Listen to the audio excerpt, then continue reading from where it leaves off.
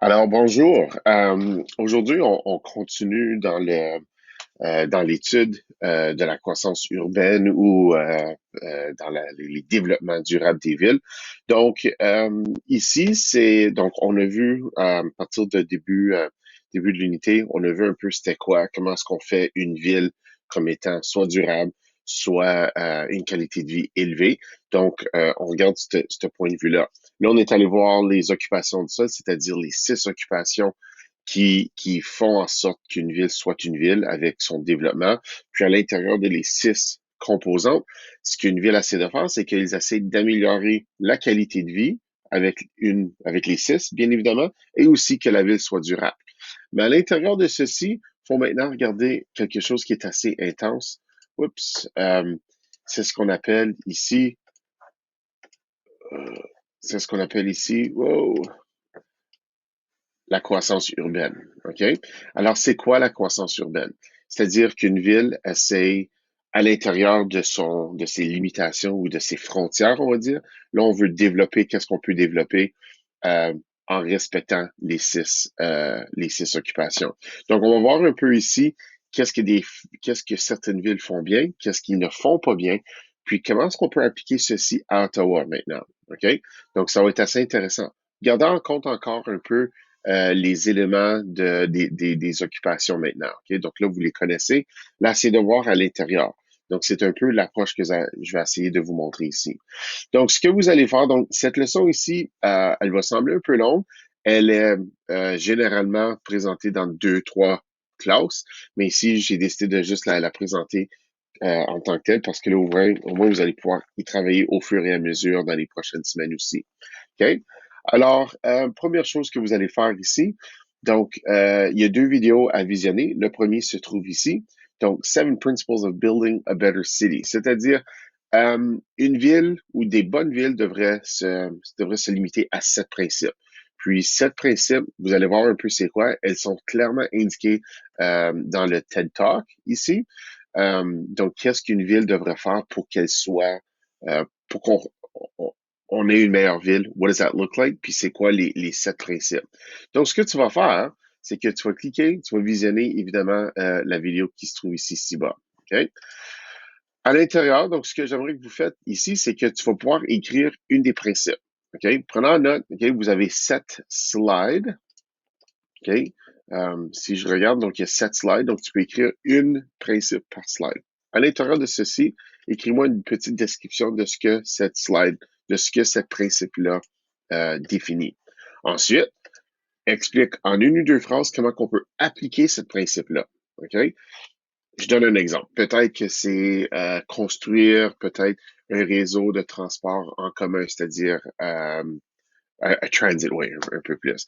Si une ville se concentre, peut-être Ottawa le fait déjà. OK? C'est normal. Donc peut-être ça va être une des principes. Mais peut-être tu peux expliquer ici, oui, Ottawa le fait déjà, mais comment est-ce qu'on peut l'améliorer? Ou s'ils ne le font pas, qu'est-ce qu'ils peuvent faire? OK?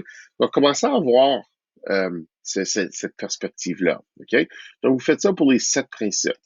La prochaine vidéo, celle-ci, j'aime beaucoup parce que c'est canadien, c'est de la CBC.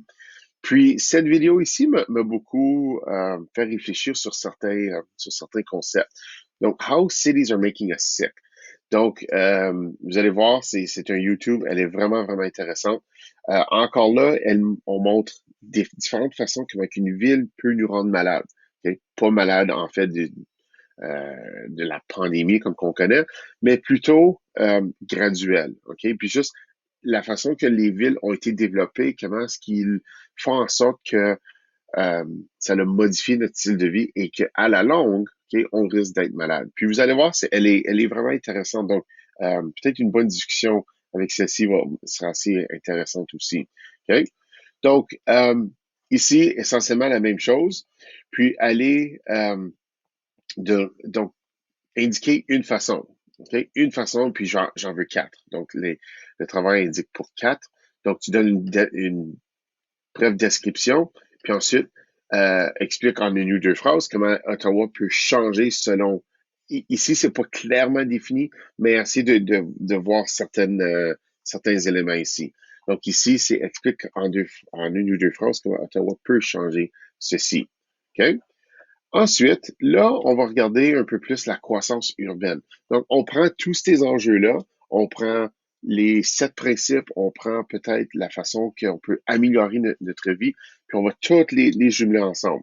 Donc ici, c'est des problèmes liés à la croissance urbaine. C'est bien beau de dire qu'une ville peut s'améliorer si on fait ceci, mais il y a des problèmes. Il y a une raison pourquoi une ville ne peut pas le faire. Il y a une raison pourquoi c'est un processus qui est très, très lent. Donc ici, ça va être intéressant de voir comment est-ce que vous pouvez jumeler ceci. Donc pardon, donc le développement urbain est souvent lié à des enjeux. OK?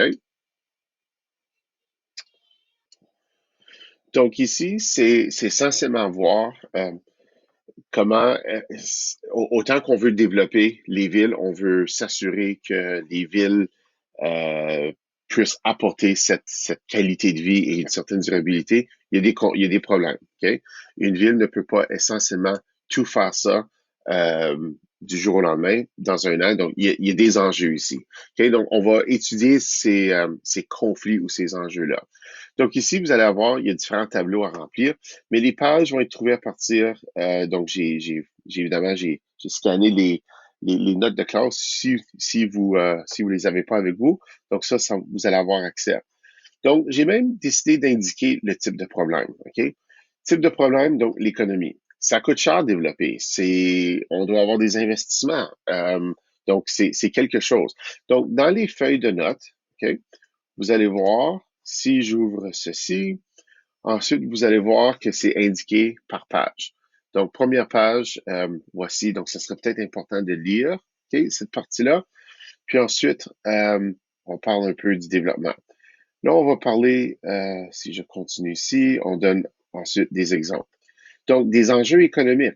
Donc, on doit respecter et savoir c'est quoi les enjeux économiques par rapport à la croissance urbaine. Donc ici, tu vas simplement aller décrire le problème. Si tu veux, tu peux aussi insérer une photo qui représente ce conflit-là ou cet enjeu-là ou ce problème-là. Okay?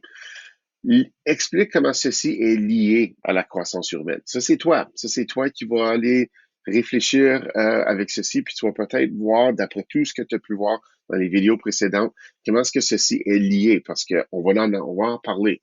Okay? Puis ensuite, c'est quoi les solutions possibles? Qu'est-ce que toi, tu peux proposer comme solution? Qu'est-ce que tu pourrais peut-être voir comme étant, oui, si on fait ceci, ça pourrait fonctionner. Okay? Vous faites ceci pour les 7 prochains enjeux. L'environnement, pardon. L'environnement, même chose, OK? On peut juste pas développer, on doit respecter des consignes environnementales. Équité. Donc ici, vous allez voir, c'est une combinaison des deux. OK? On fait équité. OK? Est-ce que c'est social ou est-ce que c'est politique? On donne une description à l'intérieur des notes. Alors, va lire, tu vois, enjeux environnementaux, enjeux politiques ici. OK? Il y a des enjeux ici. On peut pas tout faire puis aider tout le monde. Économie équité. Là, ici, je vous demande de combiner des deux. OK? C'est d'avoir les deux idées. Tu ne pourras pas trouver, il n'y a pas une partie dans le manuel qui explique ceci, mais c'est essentiellement toi que tu vas devoir formuler entre économie et équité. Comment est-ce que ceci se jume là? OK? On va trouver une photo, insère la photo qui explique. OK? On a équité environnementale. Qu'est-ce qui est équitable? Est-ce que ça pourrait être environnemental aussi? OK? Le prochain, c'est environnement-économie. OK? Il y a un prix à tout. Si on veut aider l'environnement, on doit faire des sacrifices économiques ou vice-versa. Okay? Allez voir ce conflit-là qui pourrait avoir lieu. Là, ensuite, on combine les trois, environnemental, économie et équité. Qu'est-ce que cela représente pour toi? OK? Donc, encore là, ceci va se présenter sur plusieurs leçons, ok? Mais lentement, vous allez peut-être pouvoir vous formuler quelque chose. Ces idées-ci vont aussi vous aider avec le sommatif. Donc, allez voir ça, allez voir comment est-ce que tu peux peut-être jumeler ces types de connaissances-là, ce que tu apprends, ou cette nouvelle perspective et ces nouveaux concepts, OK? J'ai hâte de voir ce que vous allez pouvoir faire. Je vais peut-être afficher aussi une Flipgrid qui va pouvoir vous aider à mieux réfléchir sur certaines de ces idées. Bonne chance! Amusez-vous!